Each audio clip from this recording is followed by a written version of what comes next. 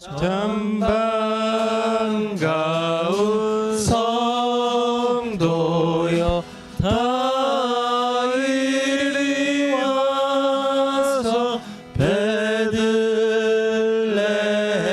성 안에 가봅시다. 우유에 누이신 아기를 보고 엎드려 절하세 엎드려 절하세 엎드려 절하세 구주하셨네.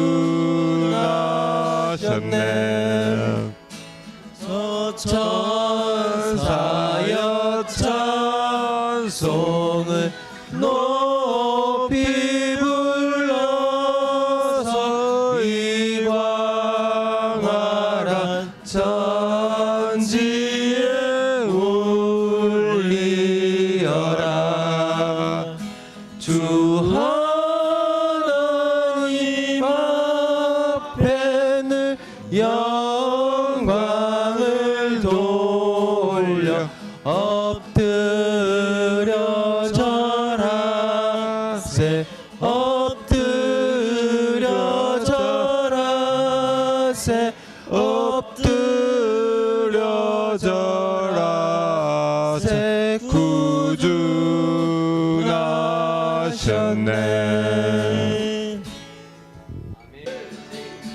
장막을 보라 장막을 보라 빗눈이 내린다. 정말 장막을 보라 장막을 보라 뒷열이 왔다.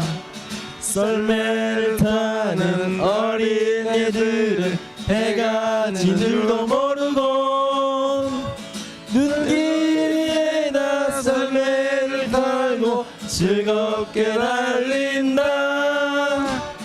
긴긴 해가 다가고 어둠이 오면 아 무서워. 유색 빛이 찬란한 거리거리에 성탄빛 메리 크리스마스. 겨울이 다가기 전에 뜨는 건 즐기라. 밝고 있는 이 새봄빛 속에 사라지기 전에 흰눈 사이로 썰매를 타고 달리는 기분 상쾌도 하다. 종이 울려서 장단 맞추니 흥겨워서 소리 높여 노래 부르자. 헤이 종소리 울려라 종소리 울려 우리 썰매 빨리 달려 종소리 울려라 종소리 울려라 종소리 울려 우리 썰매 빨리 내서 빨리 달리자. 빗눈 사이로 썰매를 타고 달리는 기분 상쾌도 하다. 종이 울려서 장단 맞추니 흥겨워서 소리 높여 노래 부른다. 종소리 울려라 종소리 울려 우리 썰매 빨리 달려 종소리 울려라 종소리 울려라 종소리 울려 기쁜 노래 부르면서 빨리 달리자. 어둠 밖에 한밤중에 양틈에 자던 목자들 천사들이 전하여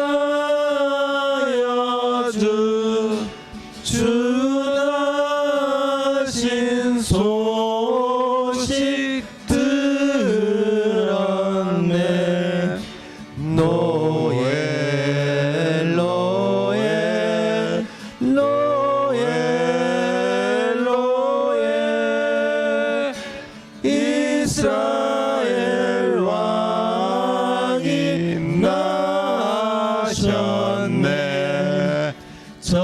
동방에 별 하나가 이상한 빛을 비추어 이 땅 위에 큰 영광이 나타날 징조 보였네. 로엘 로엘 로엘 로엘 이스라엘 왕이 나셨네.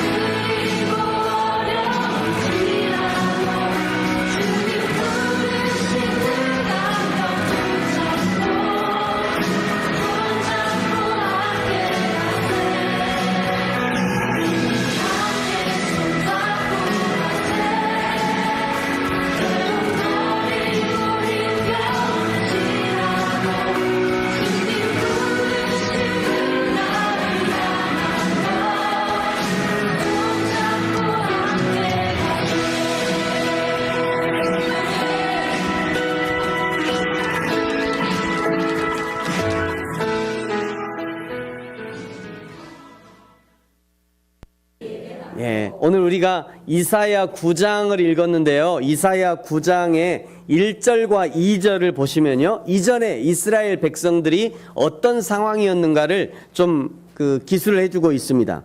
1절에 보니까 너희는 전에 너희는 고통받는 자들이었다. 또 너희는 흑암 중에 있었던 사람들이다. 또 너희는 늘 멸시를 당하던 그런 사람들이었다. 이렇게 얘기해요. 2절에도 또 얘기합니다. 흑암에 행하던 백성들이었다. 또 그들은 사망의 그늘진 땅에 거주하던 사람들이었다.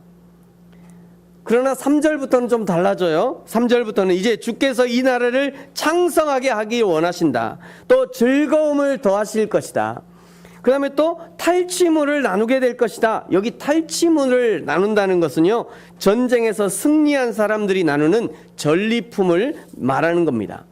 또 계속 4절에서는요, 주께서 무겁던 멍에를 벗기시고, 너희들에게 무겁게 멍에가 메어 있었는데 이런 멍에를 꺾으시고 벗기실 것이다. 또 이전에는 채찍과 매를 맞았는데 그 압제자의 채찍과 매도 꺾어버리실 거다. 그날이 마치 미디안의 날 같을 것이다. 여기 미디안의 날이 뭐냐면요, 사사기 7장에 나오는 기드온의 300용사, 좀 들어보셨을 거예요. 기드온의 300용사들에 관한 이야기입니다. 사사기 7장에 나오는 하나님이 사용하시는 이 기드온의 300군사들, 이 300군사들이 7장 12절에 보면요, 이 대적하는 군사의 수가 메뚜기와 같았다. 낙타의 해병같이 많았다. 그렇게 많았던 미디안과 아말렉과 동방의 연합군들을 무찌른 사건이 기록되어 있는데 그것을 미디안의 날과 같다, 이렇게 얘기하는 겁니다. 그러니까 이스라엘이, 하나님께서 이스라엘에게 승리하게 하실 것이다, 이런 의미인 거죠. 그러면서 우리에게 승리를 주시는 그 주님이 누구시냐, 이 주님이라는 분이 어떤 분인지를 알려주시는 구절이 오늘 6절이에요. 이 6절은요, 구약 성경에서 예수 그리스도에 대해서 가장 강력하고 정확하고 함축적으로 고백하고 있는 구절이 이 6절입니다. 우리 6절의 말씀을 다 같이 한번 고백하겠습니다. 시작. 이가 우리에게 낳고 한 아들을 우리에게 주신 바 되었는데 그의 어깨에는 정사를 메었고 그의 이름은 기묘자라, 모사라, 전능하신 하나님이라, 영존하시는 아버지라, 평강의 왕이라 할 것임이라. 아멘. 첫 번째는요, 이 예수 그리스도가 누구시냐, 이 첫 번째는 그의 어깨에는 정사가 메었다, 이렇게 말씀해요. 이거는 정치적인 지도자가 된다는 의미입니다. 우리나라로 말하면 대통령이 된다는 의미겠죠. 대통령은 국가의 모든 권한을 쥐고 있습니다. 그러나 그 권한을 자기를 위해 쓰는 것이 아니라 철저하게 국민을 위해서 써야 하는 거죠. 예수님도 마찬가지예요. 예수님도 하나님이 부여해 주신 최고의 권위, 하나님의 권위를 가지셨지만 그 권력과 능력을 자신을 위해 사용하는 것이 아니라 오늘 예수 그리스도를 믿는 성도들을 위해서 기꺼이 그 권력을 십자가에서 내려놓기로 결정하신 겁니다. 두 번째는요, 그의 이름이 기묘자다, 그의 이름이 모사다, 이렇게 얘기해요. 여기 기묘자, 모사, 이거는요, 영어는 이렇게 쓰더라고요. 원더풀 카운셀러. 그냥 카운셀러가 아니라 원더풀 카운셀러래요. 원더풀 카운셀러. 놀라운 상담자라는 거죠.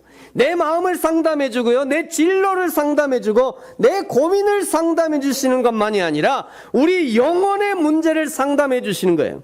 천국의 길을 상담해 주시는 겁니다. 하나님의 일꾼이 되는 길을 상담해 주시는 거예요. 이사야 55장 8절에 보니까요, 이는 내 생각이 너희 생각과 다르며 내 길은 너희의 길과 다름이니라, 여호와의 말씀이니라. 그러므로 어떤 일을 가지고 하나님께 기도하고 인도하심을 받았더니 내 생각과는 전혀 다른 감동을 주셔요. 하나님, 저는요, 제가 하나님 앞에 이러이러한 제목을 가지고 이러이러한 꿈을 가지고 하나님, 제가 인생을 이렇게 살고 싶어요. 하나님, 이런 인생을 살고 싶어요. 그랬더니 하나님이 아니야, 너 그 길 아니야. 너 돌아가. 반대로 가는 게 좋아. 이렇게 얘기할 때가 있어요, 하나님이. 하나님, 저는 오른쪽이 좋은 것 같은데요. 제가 이 일들을 해서 이렇게 일해서 하나님 앞에 영광 돌릴 수 있을 것 같아요. 하나님, 제가 이 일을 가지고 하나님 앞에 일을 제가 잘 해가지고요, 하나님께 큰 영광 돌릴게요. 이렇게 하나님 앞에 기도했더니 하나님이 어느 날, 아니야, 너 아니야, 그거 아니야, 이렇게 말씀하실 때가 있다는 거예요. 여러분, 하나님의 인도하심이 이상한 것이 아니라 지금 내가 다르게 생각하고 있다는 것을 알아야 합니다. 그때 성령의 인도하심과 감동하심에 순종함으로 따르면 사람이 한 번도 생각해보지 못했던 신비한 일, 크고 비밀한 일을 우리에게 보여주시고 그것을 경험케 하시고 도무지 사람으로는 할 수 없었던 그런 일들을 감당케 하신다는 거예요. 그것이 기묘자가 되시고 모사가 되시는 예수님의 능력인 것입니다. 그러므로 사랑하는 성도 여러분, 저와 여러분이 인생을 살다가 답답한 일을 만나거든 놀라운 상담자가 되시는 예수님께 상담하시기 바랍니다. 여러분이 인생을 살다가 견딜 수 없는 슬픔을 만나거든 놀라운 상담자가 되시는 예수님께 상담하시고 위로를 받으시기 바랍니다. 여러분, 인생을 살다가 낙담되고 낙심되는 일을 만나거든 술과 담배와 쾌락으로 이겨내려고 시도하지 마시고 우리의 놀라운 상담자가 되어주시는 예수님과 상담하시기 바랍니다. 그러면 내가 생각하지도 못했던 방법으로 내가 알지도 못했던 신비한 해결책을 우리에게 제공해 주실 것입니다. 세 번째는요, 전능하신 하나님이라 영존하신 아버지라 이렇게 말씀해요. 이것은요, 예수 그리스도의 신성을 아주 극적으로 표현하는 말입니다. 예수 그리스도가 하나님 되시고 그는 곧 하나님 아버지다 이렇게 말씀하시는 거예요. 그래서 예수님이 요한복음을 보시면요, 나는 무엇이다 라고 하는 7가지 말씀으로 자기 자신이 하나님이심을 이렇게 증거하고 있어요. 첫 번째는 나는 생명의 떡이다 말씀합니다. 또 나는 세상의 빛이다 말씀해요. 또 예수님이 나는 양의 문이다 이렇게 말씀하십니다. 또 예수님이 나는 선한 목자다 말씀하셔요. 나는 부활이요 생명이다 말씀하십니다. 또 나는 길이요 진리요 생명이다 말씀하시고요. 또 예수님이 나는 참 포도나무다 말씀하십니다. 여러분, 그러므로 예수님께로 가야 합니다. 예수님께로 가야 생명의 떡을 얻게 되는 거예요. 예수님께로 가야 인생의 참 빛을 발견하게 됩니다. 예수님께로 가야 참 내 인생의 문이 열리게 되는 거예요. 여러분, 문이 열리지 않아서 고민하시는 분 많죠? 자녀의 문이 열리지 않아요. 또 우리 가정의 문이 콱콱 닫혀 있는 것 같아요. 답답해요. 뭔가 이렇게 시도해 보려면 잘 안 돼. 문이 닫힌 거거든요. 문이 닫힌 거예요. 자, 그럼 그 문 열려고 어떻게 해야 돼요? 예수님께로 가야 돼요. 예수님께로요. 저희 교회에서도 후원하는 이제 올 4월에 일본에 들어가는 노기용 목사님이라고 계십니다. 이제 저희 교회에서도 공식적으로 후원하려고 그러는데요. 노기용 목사님이 어제 이제 그런 간증을 하시더라고요. 하나님이 언제 문을 열어주시면 제가 갈게요 이러고 선교 훈련을 다 마치고 기다렸대요. 선교 훈련까지 다 마치고 이제 파송만 되면 돼. 그러면서 기다린 거예요. 하나님 문을 열어주시면 제가 가겠습니다. 그리고 기다려요. 그리고 5년을 기다렸어요. 5년 동안 문이 안 열려요. 그런데 5년 후에 이분이 그 사모님이랑 이렇게 얘기했대요. 여보, 우리 언제 문이 열릴지 모르고 언제까지 기다려야 할지 모르니까 그냥 갑시다. 그냥 정리하고 갑시다. 그냥 일본에 갑시다. 이렇게 한 거예요. 근데 놀랍게요, 어제 그런 간증을 하시다고요. 일본에 갑시다 하는 그 다음 날부터 문이 열리기 시작하는 거예요. 문이 열리기 시작했어요. 그리고 어제 어떤 목사님이 전화 왔어요.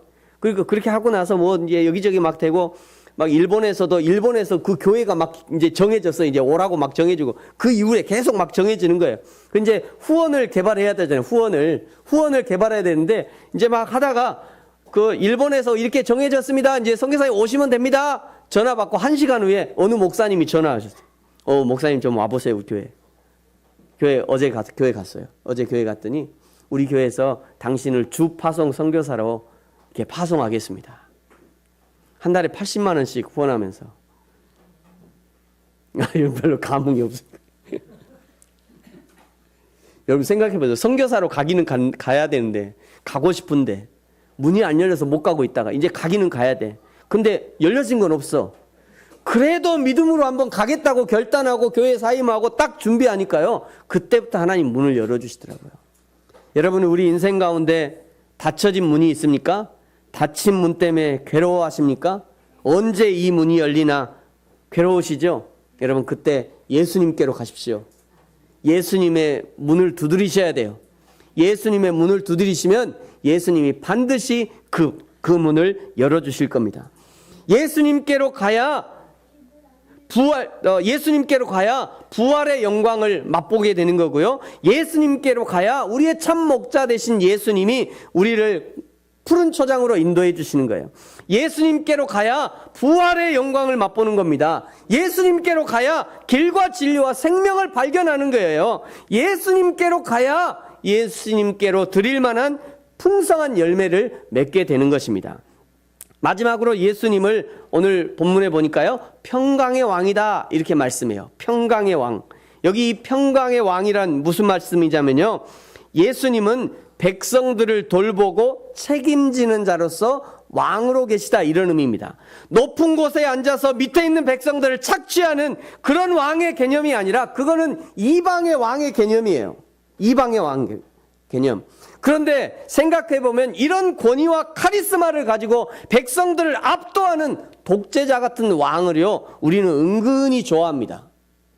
은근히 좋아해요.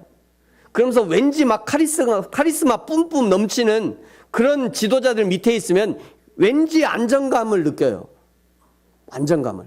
신기하죠? 여러분, 왜 그럴까요? 왜 그러냐면요, 그것이 우리 인간의 죄성과 맞아떨어지기 때문입니다. 우리 중 누구도 이 인간의 죄성으로부터 자유로울 수 없는 거예요. 여러분, 사람은 배우지 말라는 것부터 배우잖아요. 하지 말라고 하면 더 해요, 그냥. 이쯤 되면 애들이 탁 멈춰야 되는데. 애들은요, 이상해요. 배우지 말라는 거 더 잘 배워. 하지 말라 하면 더 해, 애들은. 신기해요. 왜 그러냐면요, 인간의 죄성이 기본적으로 이 아이들에게 있는 거예요. 가만 생각해 보면요, 저를 포함해서 어른들은요, 눈치가 있어갖고 죄성이 드러나지 않아요. 어른들은 어디 가서 죄를 지어요? 은밀한 데 가서 죄를 지어요, 애들은. 근데 아이들은 어때요? 눈치가 없어갖고 아무 데서나 막 죄를 지어. 그냥 아무 데서나 소리 지르고. 그냥 제가 가만히 생각해 봤어요. 애들처럼 눈치 있는 애가 없다. 엄마가 이게 아이들에게 이게 젖을 주잖아요. 아이고, 세상에, 엄마가 젖 주면 아이고 어머니 감사합니다, 제가 젖 잘 먹겠습니다 하고 쭉쭉쭉 빨아먹어야 되는데 꼭 먹기 싫으면 콱 한번 깨물어. 이놈의 새끼가 이거를 다시는 주지 말아야 돼 이렇게 고민하게 돼. 이게 아이들의 죄성이라는 거예요. 여러분, 이것이 인간이 갖고 있는 죄의 속성인 것입니다. 그런 죄인된 우리에게 예수님은 진정한 왕의 모습으로 오신 거예요. 그것도 평강의 왕, 샬롬의 왕이에요. 섬기는 왕의 모습으로 오신 겁니다. 그러므로 여러분, 저와 여러분이 진정한 그리스도인이 되어서 예수님 닮은 섬김의 모습을 가지시기를 축복합니다. 여러분, 누가 큰 사람인가요? 섬김을 받는 사람이 큰 사람입니까? 섬기는 자가 큰 사람입니까? 여러분은 어떻게 생각하십니까? 섬김을 받는 사람이 큰 사람인가요? 섬김을 베푸는 사람이 큰 사람인가요? 어떻게 알았어? 하여튼 알기는 잘 알아. 진짜 시연이 진짜 대박이야. 진짜 시연이 이따 선물 하나 줄게요. 애들도 아는 거를, 그죠? 애들도 알잖아요. 섬김을 베푸는 사람이 큰 사람인 거예요.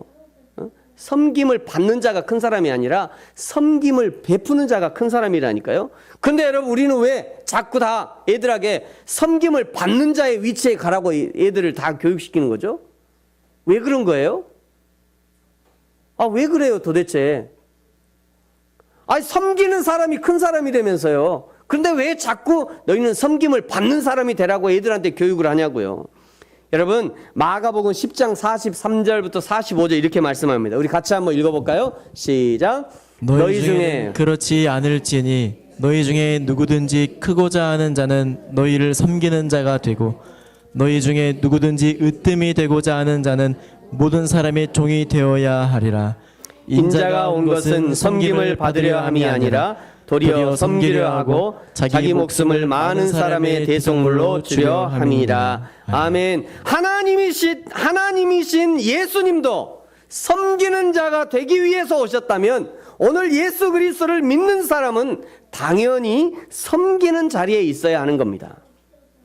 지식적으로 많이 아는 사람이 큰 사람이 아닙니다. 경제적으로 많은 것을 가지고 있는 사람이 큰 사람이 아니에요. 많은 사람을 섬길 수 있는 사람, 그 사람이 큰 사람인 거예요. 교회는요, 많은 사람을 섬기는 연습을 하는 곳입니다. 교회는요. 목회자는요, 교회에 오는 모든 성도들을 섬기는 사람이 되어야 하는 거예요. 직분자는요, 목회자와 함께 모든 성도들을 섬길 수 있는 사람, 그 사람이 진짜 직분자인 거예요. 그저 그 직분으로 불려지는 것에 만족해서는 안 돼요. 예전에 시골에서 그런 얘기 들었어요. 집사님 하면 오메 이제 집 살 때가 됐나 보네. 거기서부터 우리 대한민국이 망가진 것 같아요.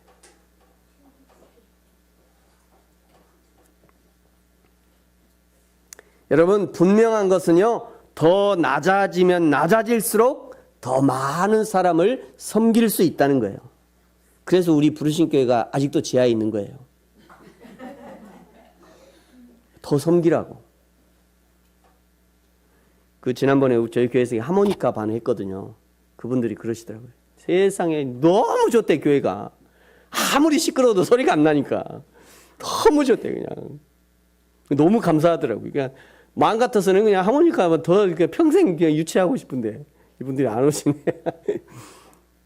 여러분, 더 낮아지면 더 많은 사람을 섬길 수 있는 것입니다. 여러분, 여기 낮아진다는 것은요, 게을러서 낮아지는 것을 의미하지 않아요. 일하기 싫은 사람이 가난하게 사는 거 낮아지는 거 아닙니다. 공부 안 하는 학생들이 꼴찌로 사는 거, 그거 낮아지는 거 아니에요. 신제품을 만들어내지 못해가지고 회사가 도산할 지경이 되는 거, 그거 낮아지는 거 아닙니다. 우리는 잘못 생각해요. 아니요, 그거 아니에요. 세상 누구보다도 부지런하지만 그러나 겸손함으로 낮아져야 되는 거예요. 세상 누구보다도 충성하지만 그러나 남을 나보다 더 낮게 여김으로 낮아져야 되는 거죠.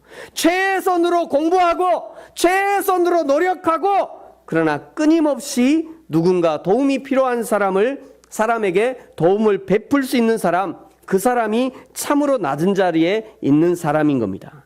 여러분, 하나님이 그런 그리스도인을 원하시는 거예요. 여러분, 저와 여러분이 그런 그리스도인이 돼야 돼요. 그런 그리스도인이. 하여튼 집사의 직분만 주면 올해 내가 집 살라나?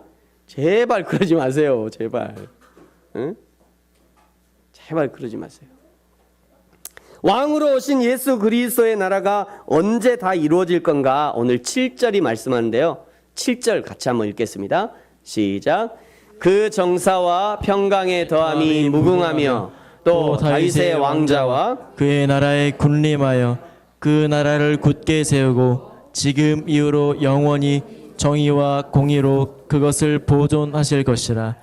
만군의 여호와의 열심히 이를 이루시리라. 아멘. 성경은요, 그 때와 시기를 우리에게 알려주지 않습니다. 그러나 그 하나님의 나라가 반드시 이루어진다는 것을 분명하게 우리에게 말씀하고 있어요. 만군의 여호와의 열심히 이를 이루시리라. 만군의 하나님 여호와의 열심히 2000년 전에 하나님 자신인 예수 그리스도께서 인간의 몸으로 이 땅에 오셨고요. 만군의 하나님의 열심히 핍박 중에도 이 예수 그리스도를 믿는 신앙을 포기하지 않게 하셨고, 이 복음을 들고 예루살렘에서 소아시아로, 로마로, 유럽으로, 아프리카 대륙으로, 그리고 동방의 작은 나라 조선반도에까지 이 복음이 전파하신 거예요. 그리고 이 열매가 오늘 저와 여러분인 것입니다.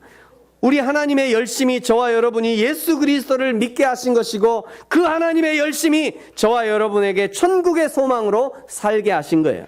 그러니 그 하나님 앞에 감사할 수밖에 없는 겁니다. 그 하나님의 열심의 극치가 오늘 바로 성탄절인 거예요. 사랑하는 성도 여러분, 하나님이 열심으로 우리를 위해 오셨고, 열심으로 저 중동에서 극동에 사는 우리에게까지 복음을 전해주셨고, 하나님이 열심으로 우리를 사랑하셔서 구원해 주셨으므로 이제 우리도 열심을 내야 합니다. 우리도 열심으로 하나님을 사랑해야 돼요. 우리도 열심으로 하나님의 교회를 세워가고 열심으로 하나님의 나라를 확장해 가야 하는 겁니다. 그리하여 성탄의 그리스도, 우리를 구원하신 그리스도, 예수 그리스도를 만방에 증거하는 저와 여러분이 되어지기를 예수님의 이름으로 축복합니다. 아멘. 같이 한번 기도하겠습니다.